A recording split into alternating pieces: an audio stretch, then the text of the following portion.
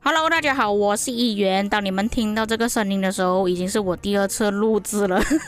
因为外交结果已经出炉了，我没有想到这一次 KVK 的外交结果这么快。那么先说一下这一次的外交结果啊，就是你们画面上所看到的960、1365、1093、2377、1606、2975、1473、1814、2941。这几个王国全部都在同一张地图里面，基本上在国际服最强的先锋王国都在这个地图里面了。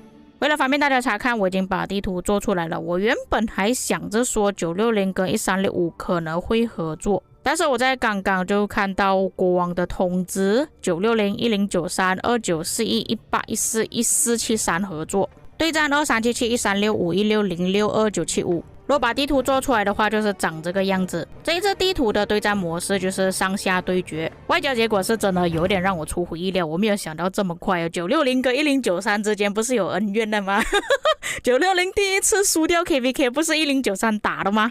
那么在今天匹配结果出炉之前呢，其实我在昨天晚上就已经有收到消息说2941跟1093绑定了，这两个王国他们已经说好要一起合作。所以根据今天的外交结果来看呢，1093确实是和2941合作的。然后像我之前所猜测的一样，因为2975它是越南王国，然后2377也是越南王国，所以这两个王国绑定的可能性会比较大一点。只是让我比较意外就是合作关系兑换了。我原本还想着说960应该会跟1365、1606还有2975合作。那2377在960隔壁好像还蛮多玩家感到意外的，不过我在之前的影片中其实有推测过2377可能会在960隔壁。现在我们心中默认为觉得说2377应该是地图里面第二或者是第一强的王国，但如果是根据分线报名来看的话，其实1365的战力会比较高。如果说到击杀的话，2377的击杀也没有比1093更多，所以2377出现在960隔壁其实是合理的。根据外交结果的出炉，也就表示说在关卡式的时候，我们将会看到1093和1365战斗，然后2377跟1960战斗。不过当进入区域6的时候，可能会有一些问题，就是2377将会被1473、1814、2941还有960压制着。毕竟两个阵营打一个阵营嘛。至于在另外一边，也就是左边的区域6就会变成365、1606、2975压制这1093，所以有很大可能在皇庭开放的时候，1093还有2377是没有办法出现在皇庭的，也有可能他们在区域6的时候就已经分出胜负了。所以我觉得比较起在关卡是在区域6那边呢，应该会更加刺激一点。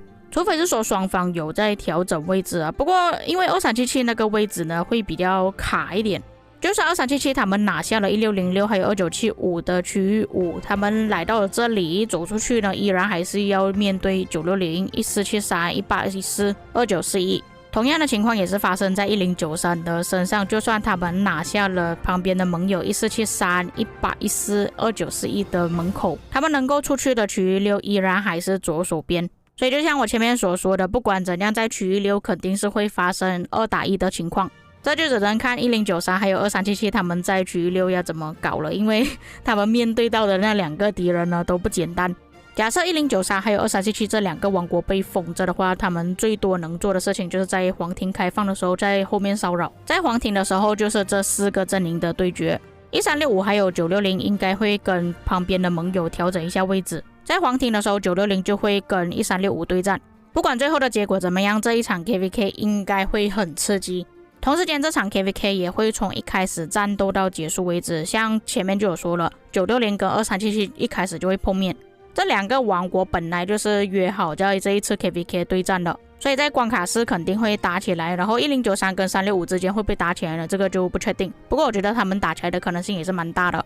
至于为什么1093会跟960合作呢？我也不清楚我也是很疑惑。我是觉得说可能这一次2377的目标就是1093还有960，所以他们可能在外交的时候就说，哎呀，干脆你们两个直接合作啦，我直接打你们两个。为什么我会觉得1093跟960合作的可能性比较低呢？是因为他们的数据比较高。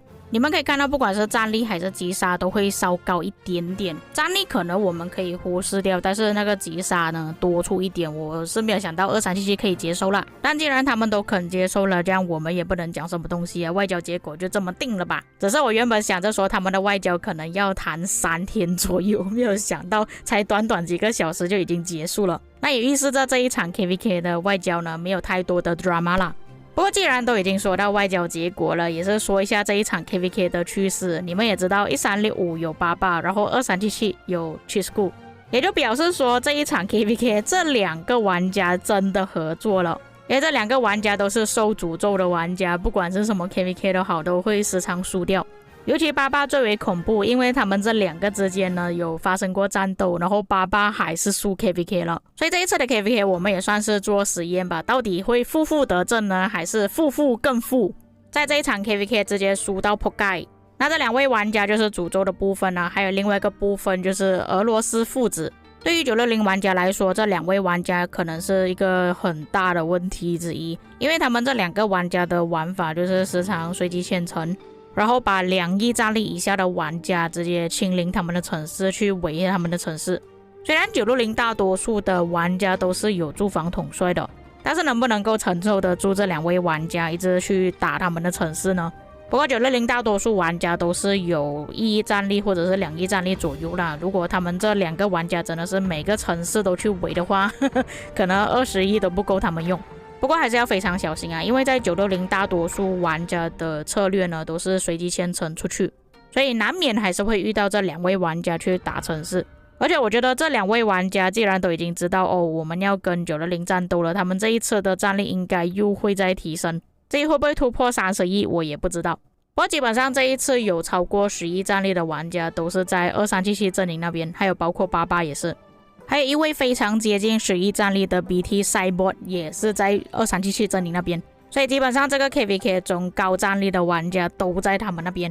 还有另外一个重点，这一次的 KVK 也算是960还有2377之间看谁能第2次失败的 KVK， 这2个王国都只是输过1次 KVK 而已。不过显然960的信心还是比较多一点啊，毕竟王国也比较久。那么究竟第2次 KVK 失败到底是谁呢？是960还是2377？这个可以买定离手了。不出意外的话，这场 KVK 的前置分数应该也会很夸张，礼包的购买数量应该也会突破天际了，因为这一次 KVK 在关卡室就会发生战斗了，所以这4个先锋王国肯定是会购买礼包的。至于另外2个上面跟下面的阵营呢，因为他们卡在中间的关系啊，所以还可以休息一段时间，然后看这4个先锋王国怎么战斗。那么以上就是本期内容。至于各位在看了这一次的匹配还有外交结果之后有什么感想，可以在评论区给我知道。你们觉得这一次 KVK 谁的胜算比较大呢？可以在评论区留下你们的看法。我们下个影片再见。